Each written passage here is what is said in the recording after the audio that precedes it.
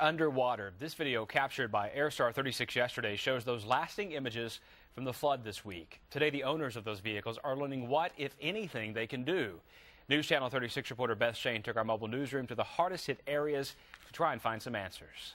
Okay, I'm TERESA Watkins, and this is my 2008 Forenza. 30 hours after the flood, there's still water on the floorboards. When I came out here yesterday, it was like up there. In the headlights? This was for yesterday. And dripping from a car that was parked facing the other way against this curb. We watched it turn. At this car, there's still water in the cup holders. The stuff is everywhere, and what you can't see is the smell.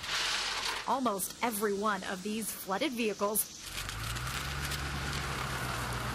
will be declared total by the insurance company and hauled away.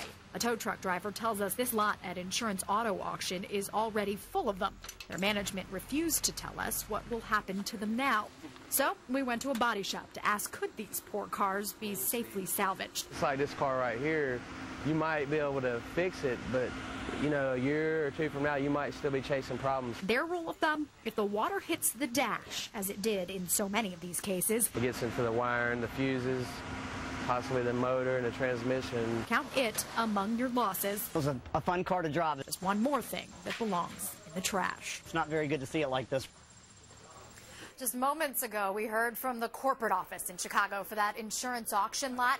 They tell us those cars will be sold with an upfront notice that they're flood damaged. So how can you make sure you don't end up buying one down the line from someone who isn't so upfront? Carfax says check for silt or mud or rust in the trunk or glove compartment and under the seats. If you suspect the upholstery's been replaced, that's a big red flag. When you turn the car on, make sure all the gauges come on and test the lights, the wipers, the AC, everything like that. More than once, a smell test might be in order too. And of course, a Carfax can't hurt. Knowing the car's history is really your first line of defense. Live in the newsroom, Beth SHAYNE, News Channel 36.